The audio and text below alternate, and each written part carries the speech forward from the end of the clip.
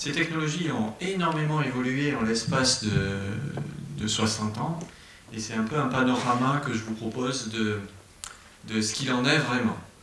Ce qu'il est important de noter pour ma part, c'est que dans tout ça, il y a un mot qui est clé dans ce que je vais vous présenter, c'est l'humilité. Je pense que face au vivant, il faut rester humble, et à partir de là, on peut faire des choses qui se tiennent.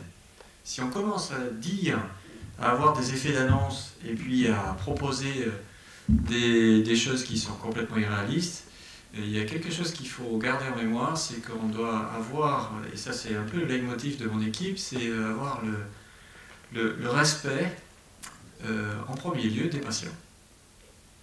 C'est pour ça que la restauration de la marche, il y a quelques années, a été très controversée, dans le sens où c'était un peu des promesses qui pouvaient poser question. Est-ce que c'est vraiment réalisable? Est-ce qu'on ne promet pas quelque chose qui est aujourd'hui impensable? Et on fera le point. Vous avez vu une vidéo tout à l'heure du Monde, d'une équipe américaine, Nirvine, qui a publié il y a une semaine de ça sur la marche du paraplégique. Et je la commenterai un peu plus tard. Alors, je vais dire le contraire de ce que j'ai dit tout à l'heure à un des collègues. Je vais diffuser une petite vidéo avec du son, mais très très courte. Donc je vais juste la mettre là.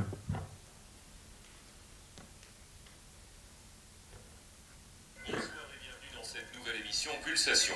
Ce soir, focus sur les implants cochléaires, une technologie d'audition artificielle destinée aux personnes atteintes de surdité profonde. Développée dans les années 60, elle a aujourd'hui largement fait ses preuves.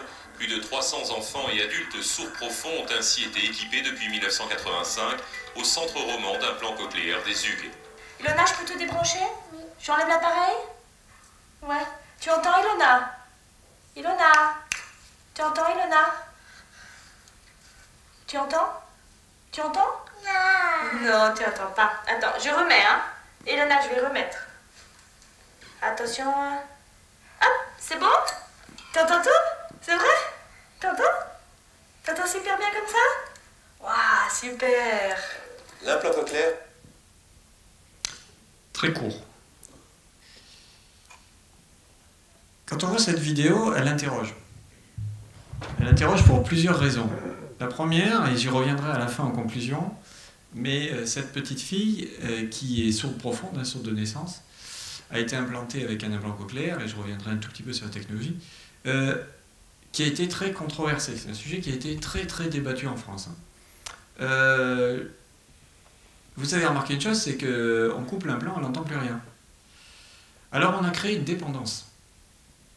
On a créé une technodépendance. C'est-à-dire que le jour où l'implant ne fonctionne plus, cette petite fille, elle va se retrouver dans l'état où elle était avant d'avoir été implantée. Donc la première chose à retenir sur les neuroprothèses, c'est qu'on crée une technodépendance et que les neuroprothèses ne guérissent pas. Elles pallient un déficit, elles pallient un dysfonctionnement, mais elles ne guérissent pas.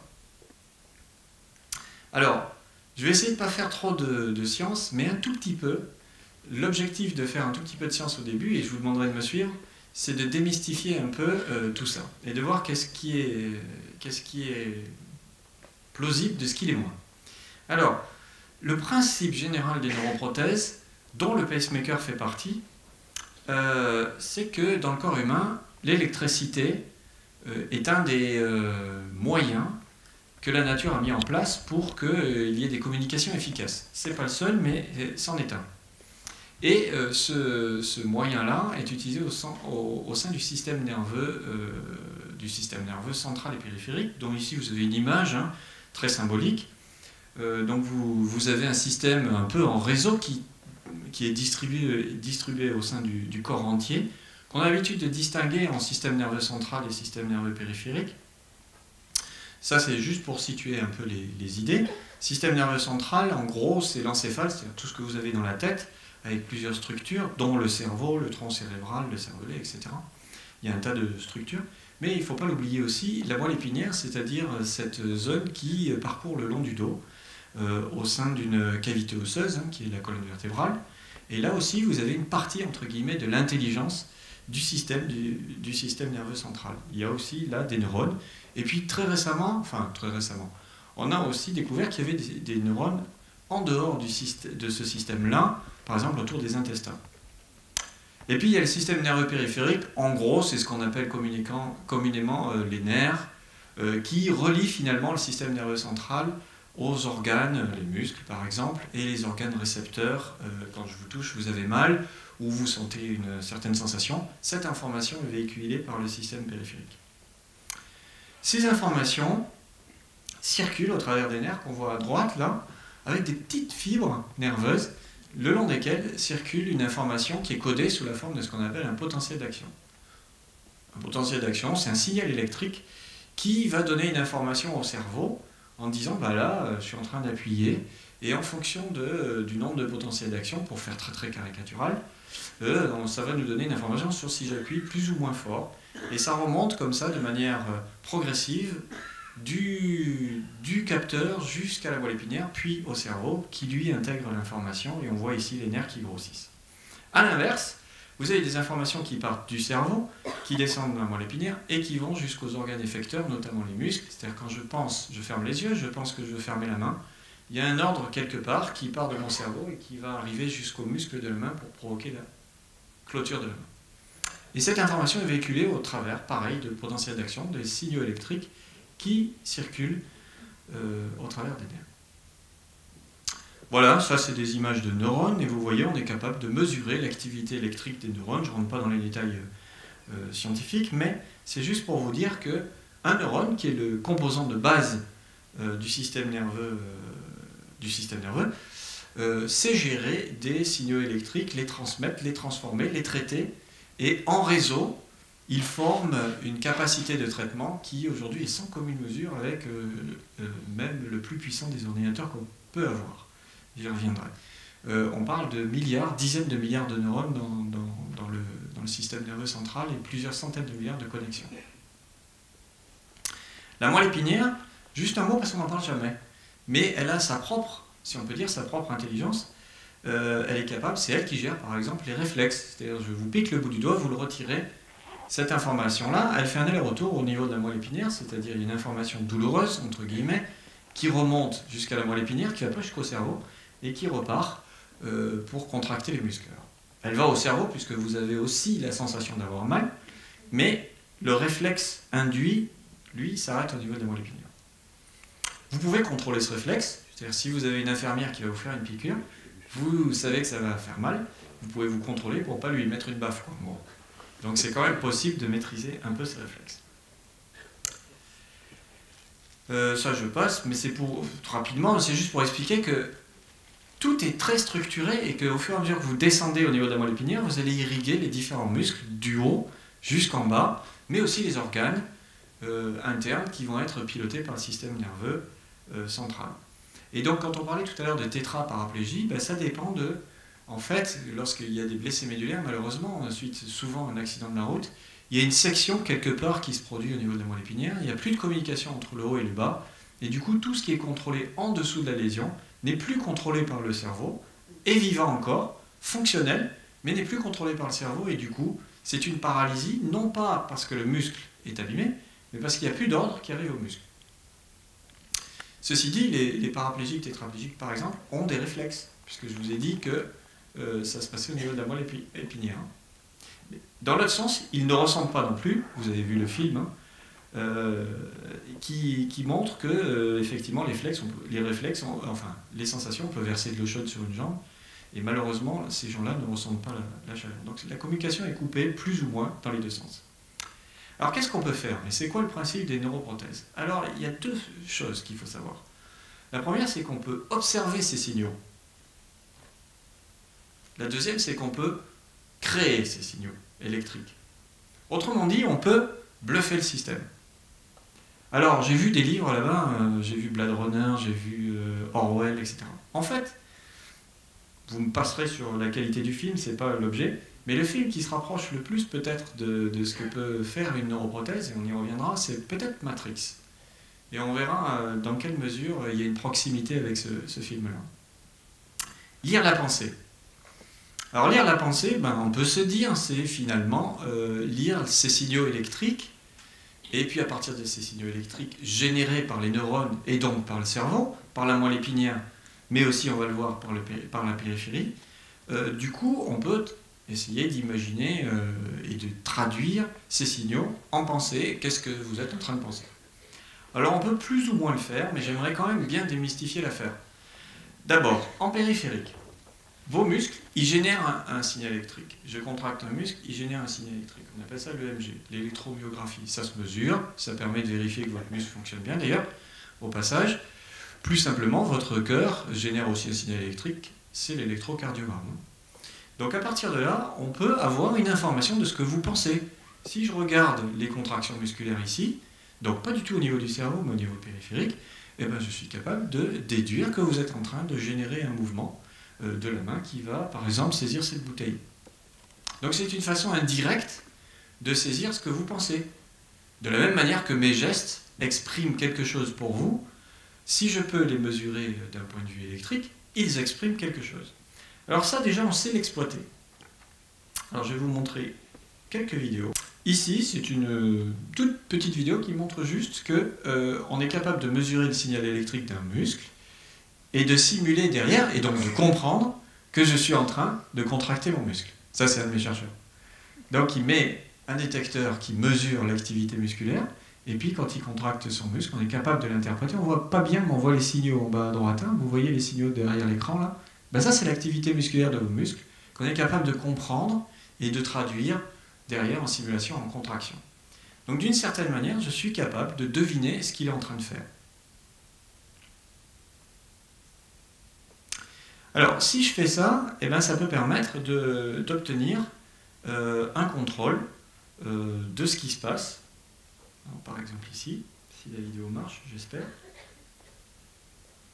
Vous avez ici un patient qui est tétraplégique, donc il n'y a plus du tout le contrôle de ses membres, mais on est capable de mesurer quelques EMG au niveau de son cou ici. Et là, vous voyez qu'il est capable, du coup, avec son EMG, donc avec son contrôle volontaire de muscle qu'il a encore non paralysé, de piloter une main robotique pour saisir un objet ou pour relâcher un objet, sans se faire. Donc on est capable de proposer une prothèse qui est contrôlée par une contraction volontaire de muscles qui ne sont pas faits pour ça au départ, ce n'est pas les muscles de sa main, c'est les muscles de son épaule, pour piloter une main robotique qui va pouvoir lui être utile. D'accord ? Les BCI, il y avait une vidéo tout à l'heure sur les BCI, les Brain Computer Interface. Donc vous avez vu la dame tout à l'heure. Alors j'ai la vidéo, et je vais vous la montrer, mais sous un angle différent. Voilà un exemple de BCI. Le principe de base des BCI, il est là.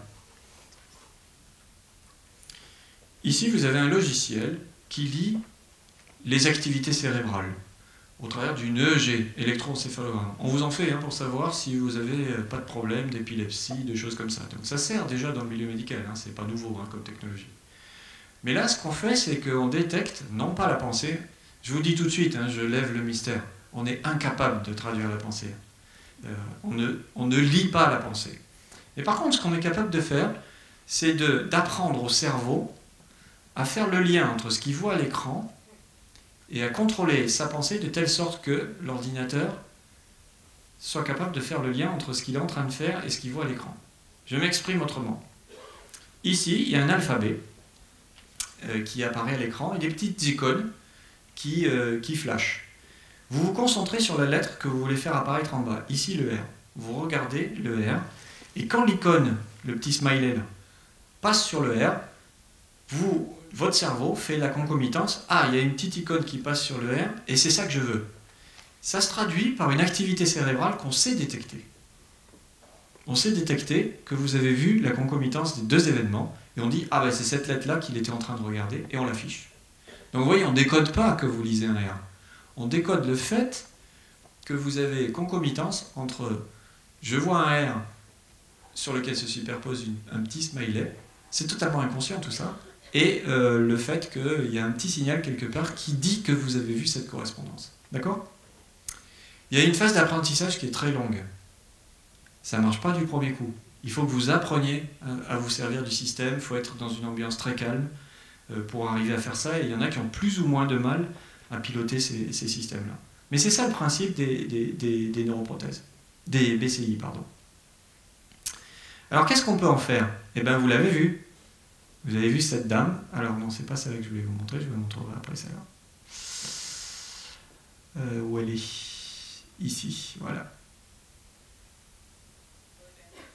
Bon, j'enlève le son, il n'y en a pas besoin. Vous voyez cette dame qui contrôle un bras de robot avec sa pensée, vous voyez les connexions au-dessus, pour que le bras de robot lui apporte une barre de chocolat. Alors je démystifie aussi là. Elle ne contrôle pas le bras de robot. C'est impossible aujourd'hui de contrôler un bras de robot aussi finement. Ce qu'elle fait, c'est qu'elle contrôle des actions préprogrammées du robot. Et c'est là toute la différence. C'est-à-dire que le robot a été préprogrammé de telle sorte qu'il puisse gérer un certain nombre de mouvements qui ont été déjà préprogrammés. Ce n'est pas elle qui contrôle en temps réel la façon de gérer les trajectoires du robot. Elle contrôle avec des commandes, on va dire, plus ou moins, tout ou rien. Et c'est pareil, c'est un peu le même principe que l'alphabet, c'est la concomitance entre un mouvement qu'elle désire faire et le mouvement qui est réellement fait, qui fait que dans le cerveau, on est capable de dire « Ah oui, le robot va bien dans le sens qu'elle veut ». C'est tout ce qu'on fait. C'est déjà beaucoup, mais c'est tout. C'est-à-dire qu'on détecte le fait que le robot est en train de faire le bon mouvement. Autrement dit, s'il se plante, dans le cerveau, il y a quelque chose qui dit que non, c'est pas ça que le cerveau devait faire. Donc il y a une détection de concomitance entre ce qu'on veut faire par la pensée, qu'on imagine, et ce qui est réellement fait. Et quand les deux événements sont concomitants, ça on le détecte et on dit « Ah, c'est bon, on est dans la bonne direction ». Vous voyez la nuance? Là, ici, ce qui est particulier par rapport à l'expérience précédente, vous ne l'avez peut-être pas noté, mais là, c'est que le système est implanté dans sa tête, dans son cerveau. Donc se posent des questions d'éthique. Est-ce que ça en vaut la peine? Est-ce que le risque de l'implantation vaut la peine pour piloter ce petit robot et lui donner une plaque de chocolat? Est-ce qu'il ne vaut même pas un tiers aidant qui va lui apporter sa plaque de chocolat? Franchement, la question se pose.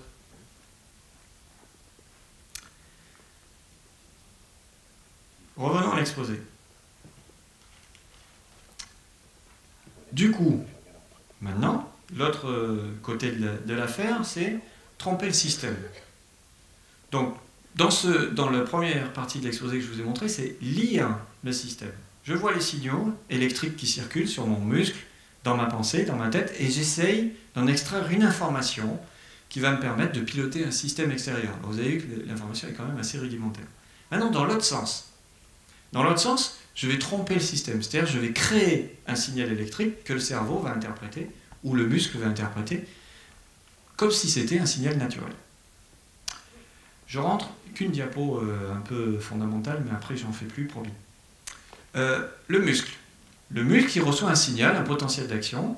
Il y a le petit axone moteur que vous voyez en haut, les fibres musculaires. Et si cet axone moteur envoie un potentiel d'action, il arrive jusqu'au muscle. Ça se traduit par la courbe du milieu, là. Et puis le muscle, hop, se contracte. Il fait une petite contraction comme ça. Il répond en disant « Ah ben on m'a dit de me contracter, je me contracte ». Alors vous comprenez bien que si je génère artificiellement ce potentiel d'action, avec une petite impulsion électrique d'un stimulateur électrique, je vais bluffer le muscle. Je vais lui provoquer la même contraction. Donc si je mets 2 électrodes ici, et que je vous envoie une toute petite impulsion électrique, pareil, vous allez contracter le muscle, et le muscle, il ne verra que du feu. Il ne verra pas la différence entre un potentiel d'action généré naturellement et un potentiel d'action généré artificiellement. C'est ça? C'est exactement ça qui se produit dans les neuroprothèses. On bluffe le système. Alors qu'est-ce qu'il existe sur le marché? Quand je dis sur le marché, ce n'est pas pour faire la promotion de produits, mais c'est pour dire qu'est-ce qui est efficace d'une certaine manière. Alors, a été présenté le pacemaker, c'est le plus vieux. Donc le pacemaker, c'est le même principe. J'envoie une impulsion électrique pour bluffer le cœur et lui imposer une contraction qu'il n'a pas auto-générée. Donc on le stimule et il se retrouve à se contracter. C'est les années 50. Donc ça veut dire qu'aujourd'hui, c'est une technologie mûre qui a à peu près 70 ans d'âge, et qui a sauvé des millions de vies. Plus personne ne met en cause l'intérêt du pacemaker. Après, vous avez des choses beaucoup plus récentes. Par exemple, l'implant cochléaire que je citais tout à l'heure, les premiers essais, c'était dans les années 60, mais vraiment, ça a eu un essor à partir des années 80. Ça a été très très controversé, hein. Je fais la petite parenthèse sur les implants cochléaires, pour vous montrer que c'est pas évident, la discussion n'est pas évidente. On pourrait dire, mais c'est super, les sourds se mettent à entendre. Et la petite fille, je peux vous dire que j'ai vu une adolescente qui avait été implantée jeune, c'était impossible de savoir qu'elle était sourde profonde. Elle me parlait comme vous et moi, et elle avait même attrapé l'accent du midi. C'était vraiment bluffant. Mais le soir, elle nous racontait, elle nous disait, j'arrête mon implant cochléaire et je dors dans le silence complet. Il y a eu une forte controverse en disant, les enfants, tout petits, ils n'ont pas le choix. On ne peut pas les implanter, il faut les laisser grandir pour qu'ils choisissent entre ça et puis la langue des signes. Je ne trancherai pas le débat, c'est monté jusqu'à la commission d'éthique nationale en France, mais c'est juste pour vous dire qu'il y a des questions d'éthique qui se posent sur l'utilisation. Ce débat-là, d'ailleurs, n'a pas eu lieu, pour l'instant, chez les aveugles. Vous voyez juste en haut, il y a une prothèse, c'est beaucoup plus récent. Les implants rétiniens, le premier device qui a été autorisé pour une utilisation large en dehors des labos, ça date de 2014. Et aujourd'hui, on est capable de restaurer un embryon de vision pour que des aveugles puissent commencer à avoir un embryon de vision, détecter une ouverture de porte, détecter une ligne blanche, détecter par scanning des grands caractères, mais c'est le début. C'est comme le cochléaire il y a 30 ans. Et puis là, vous avez d'autres applications, la DBS à droite, simulation du cerveau profond, vous en avez peut-être entendu parler, parkinsonien, il tremble beaucoup, on est capable de stopper, littéralement stopper ces tremblements par stimulation implantée dans le cerveau, puisqu'on a identifié la zone qui était responsable de ça, et donc on peut bloquer la zone qui est responsable de ce dysfonctionnement. Gestion de la douleur, ça veut dire quoi? Ça veut dire qu'on est capable aussi, non seulement de créer des potentiels d'action, mais aussi de les arrêter, de les inhiber. Une douleur, c'est un potentiel d'action qui vous dit « j'ai mal ». Et on est capable de les stopper et de masquer le message. Un exemple, la marche. Alors ici, c'est un implant, ça date des années 98. Donc quand vous avez vu la vidéo du Monde, ce que je voulais insister là-dessus, c'est qu'il y a des effets d'annonce. Dire que c'est nouveau, c'est faux. Ça fait 20 ans qu'on travaille dessus. Et je vais vous montrer la vidéo de ce qui se faisait il y a 15-20 ans. Voilà un sujet français qui est implanté. Bon, c'est un des rares dont je vous montrerai, vous avez un aperçu du visage, parce qu'il a été très médiatisé. Voilà ce qu'il est capable de faire. Il est paraplégique, avec son implant. Donc c'est un système entièrement interne au corps. Il est capable de se tenir debout et de faire quelques pas. Cette vidéo date de 2004. Et bien avant, il a été opéré en 99-2000. Donc ce que nos amis américains, malgré tout le respect que je leur porte, nous racontent, c'est pas nouveau. On faisait ça déjà il y a 15 ans. Et vous remarquerez que rien n'a changé. C'est-à-dire que c'est toujours aussi inutile et inefficace. Je vais être très direct. C'est-à-dire qu'aujourd'hui, si on discute avec des gens qui sont blessés médulaires, ça n'a aucun intérêt. Aucun. C'est pas fonctionnel, ils font 4 mètres, c'est très fatigant et c'est dangereux. Ils préfèrent leur fauteuil roulant, ils vont plus vite. Donc il faut se poser vraiment la question, quand on propose des nouvelles technologies, de l'intérêt pour le patient. Est-ce que, fonctionnellement, ça a un sens?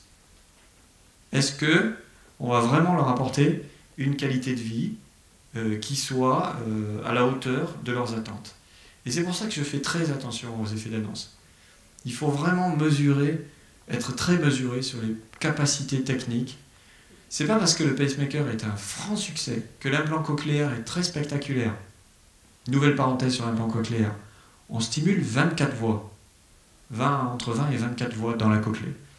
Alors qu'on a plusieurs dizaines de milliers de fibres auditives.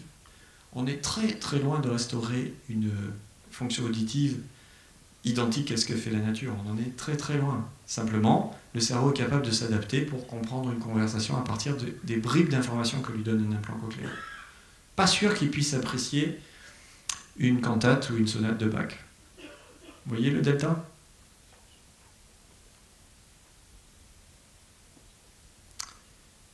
J'en arrive à des conclusions pour laisser un peu de place à la discussion. Là, je vous ai parlé de mouvement, encore plus spectaculaire, et c'est là où ça rejoint Matrix. J'ai eu la chance de participer à une expérimentation où l'idée c'était pour des gens qui étaient amputés des mains, des bras, de l'avant-bras. Ils pilotent une prothèse de main qu'ils contrôlent justement avec des muscles qui sont ici, donc avec des EMG, mais ils n'ont aucune sensation en retour. La main, bon, ils l'ont plus et ils n'ont pas de sensation. Et du coup, n'ayant pas de sensation, ils la contrôlent très très mal. Si je vous anesthésie la main, vous êtes incapable de serrer correctement un verre, vous allez soit l'écraser, soit le laisser s'échapper. Je vous montrerai une dernière vidéo sur ça. Et l'idée, c'était de stimuler pour redonner des sensations. C'est là où on rejoint Matrix. Pour redonner des sensations aux patients, et le petit miracle, si on peut dire, mais attention en toute humilité, c'est qu'on peut redonner des sensations d'un membre qui n'existe plus. C'est-à-dire qu'on est capable d'évoquer chez le patient des sensations, comme par exemple, ici, vous voyez, toucher cette partie de la main alors qu'il n'a plus sa main. Mais on envoie au cerveau une information sur les nerfs sensitifs, en retour, qui étaient avant connectés à la main, qui ne le sont plus, mais qui dit « je suis en train de toucher ta main qui n'existe plus ». Alors quand on connecte ça à la neuroprothèse, ça donne ça. Ça, pour le coup, c'est assez spectaculaire, je dois le reconnaître. Alors, sur la vidéo, pas forcément, mais quand vous le voyez en vrai. Donc c'est une équipe, il y a 3 équipes dans le monde qui sont capables de faire ça. Donc là, il y a une équipe en Suisse, là c'est une équipe américaine, et il y a une équipe en Suède. Alors la personne a les yeux bandés, elle est amputée, et là elle essaye de saisir une cerise, sans l'écraser. Elle n'y arrive pas, puisqu'elle n'a pas de retour sur quelle est la pression qu'elle exerce sur cette petite cerise.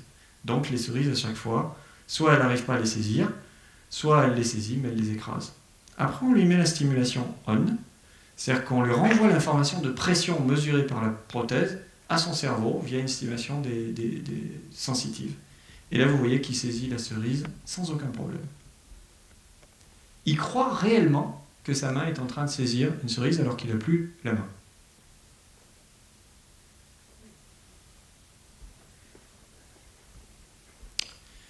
Quelques conclusions et puis peut-être laisser place à des questions et des discussions. J'ai vu les exposés de ce matin et puis les vidéos, et donc moi mon objectif c'était vraiment de vous montrer ce qu'il est réellement possible de faire. Donc c'est vrai qu'il y a eu d'énormes progrès et qu'on peut aller très très loin dans les neuroprothèses et qu'elles sont capables de faire des choses assez extraordinaires, mais en même temps j'aimerais dire qu'on est très très très loin du transhumanisme, dans le sens où déjà on n'est pas dans l'augmentation. On n'arrive même pas à refaire correctement ce que le système naturel fait beaucoup mieux. Donc on est dans l'imitation, et dans la mauvaise imitation. L'implant cochléaire est une mauvaise imitation, bien que spectaculaire, de ce que sait faire l'oreille. La restauration du rythme cardiaque par un pacemaker est une mauvaise, bien que ce soit spectaculaire, est une mauvaise réplication de ce que sait faire le cœur. Par exemple, l'adaptation du cœur à l'effort physique, c'est quelque chose qui est encore très très mal maîtrisé par les implants cardiaques. La question philosophique qu'on peut se poser, c'est est-ce que finalement la biologie n'est pas une forme déjà optimisée? Autrement dit, est-ce qu'on arrivera un jour à faire aussi bien, ne serait-ce qu'aussi bien?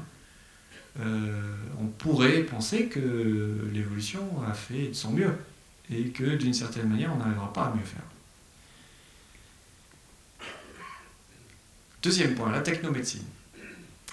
Pourquoi les gens ont peur de la technomédecine plus que du médicament, par exemple? Il y a des médicaments qui changent radicalement votre façon de penser, qui peuvent même perturber votre affect, et qui ont des conséquences qui peuvent être aussi graves, ou aussi graves, c'est peut-être pas le mot, mais avoir des effets secondaires aussi importants, voire plus que les neuroprothèses. Et pourtant, il y a une défiance vis-à-vis des neuroprothèses qu'on a moins vis-à-vis du médicament. C'est une vraie question. Choc culturel. Vous l'avez vu pour les sourds. C'est une vraie question qui est ouverte qu'il faut prendre avec précaution, avec respect. Est-ce que les implants cochléaires vont faire disparaître la culture de la langue des signes?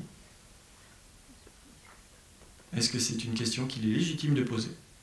Il y a des pays où il est impossible d'implanter quelque chose qui est non biologique, par culture. Troisième question, l'éloignement de ce que fait la nature. Alors là, il faut vraiment être clair, on est très très loin de ce que c'est faire la nature. Et quand on voit des améliorations, par exemple, c'est comme si je disais, les militaires, ils ont des lunettes de vision de nuit, donc on sait mieux faire que l'œil. C'est vrai et faux. Ce qu'on améliore, c'est l'outil, dans une finalité précise. Exactement comme le marteau, c'est mieux qu'une main, pour enfoncer un clou. Mais il n'y a pas d'intelligence dans le marteau. Si je prends l'exemple de la vision, reconnaître de dos si la silhouette que vous voyez est jeune, âgée, une femme, un homme, d'un point de vue informatique, c'est ultra difficile, voire impossible. Vous êtes capable, en un clin d'œil, pouvez vous tromper des fois, il y a des cas où c'est pas facile, mais d'un clin d'œil, vous êtes capable de le reconnaître. C'est là où est le problème. Le problème, c'est la gestion de l'information. C'est le traitement de l'information. Et là, on est à des années-lumière de ce que le système naturel sait faire. Et les neuroprothèses sont assez bêtes, d'une certaine manière. Elles sont très très loin de ce que le système naturel est capable de faire. Dernier point. Éthique. Éthique et humilité. Franchement, quand vous faites de la recherche dans ce domaine-là, moi je suis très peu communicant. Je l'ai été, et je trouve que c'est une erreur. Il faut y aller doucement. Alors il faut démystifier, je suis là ici pour ça aussi, mais il faut donner de l'espoir. Ça aussi, c'est notre rôle. Mais il faut être très prudent sur ce qu'on peut proposer et surtout pas jouer à la boule de cristal. Sur les restaurations de mouvement, on pensait dans les années 60 que ça serait probablement le plus facile à faire. Aujourd'hui encore, on ne sait pas le faire. On pensait que la vision, ça serait ultra dur. Aujourd'hui, la vision est plus avancée que la restauration du mouvement. C'est vraiment très difficile de pouvoir se projeter pour savoir qu'est-ce qui va vraiment aboutir, qu'est-ce qui va être vraiment utile aux patients, à la société, à son environnement. Je vous donne un dernier exemple. Dans les années 90, une société américaine, une université, puis une société américaine, a trouvé quelque chose qui était vraiment bien, la restauration de la préhension chez les tétraplégiques, donc des gens paralysés des mains, et un implant qui permettait de restaurer, par stimulation électrique fonctionnelle, la préhension. Pour eux, ça change la vie. Ça change réellement la vie. Succès médical, succès auprès des patients. Deux problèmes. Le premier, la société n'a pas réussi à vivre de ça. Trop peu de patients. Donc il y a un problème économique que je passe. Mais sauf que les patients qui ont été implantés, ils se sont retrouvés sur le carreau. Plus aucun suivi de la prothèse. 300 patients implantés dans le monde. Plus de suivi. Deuxième chose qui a été intéressante dans cette aventure, malgré le succès, on a eu le cas d'un patient qui dit moi je n'utilise plus ma neuroprothèse parce que entre-temps il s'est marié, il a eu une vie, voilà. Et finalement, il y a des choses qu'il faisait avec sa main qui lui permet de lui donner une autonomie, mais finalement c'était tellement compliqué et son épouse pouvait le faire à sa place que c'est tout aussi agréable et tout aussi simple, et que du coup la neuroprothèse, ça sert à rien. Donc on peut imaginer les solutions technologiques les plus avancées du monde, les plus jolies du monde, si on ne se pose pas la question de l'intérêt pour l'utilisateur final, qui est le patient, et si on ne voit que la pathologie ou la déficience, on court droit dans le mur. Donc je crois que c'est une des leçons à retenir de l'aventure passionnante de ces neuroprothèses, tout en ayant en tête les succès très très positifs que sont le pacemaker, le cochléaire dans une certaine mesure, la stimulation cerveau profond dans une autre mesure, etc., etc. Mais franchement, il faut se poser beaucoup de questions sur la façon dont ces neuroprothèses sont développées et dont on rend dépendant aussi les patients. Le jour où l'implant s'arrête, ils reviennent à l'état d'avant, et ça c'est un vrai souci. Je vous remercie et surtout je suis ouvert aux échanges et au dialogue sur cette question cruciale.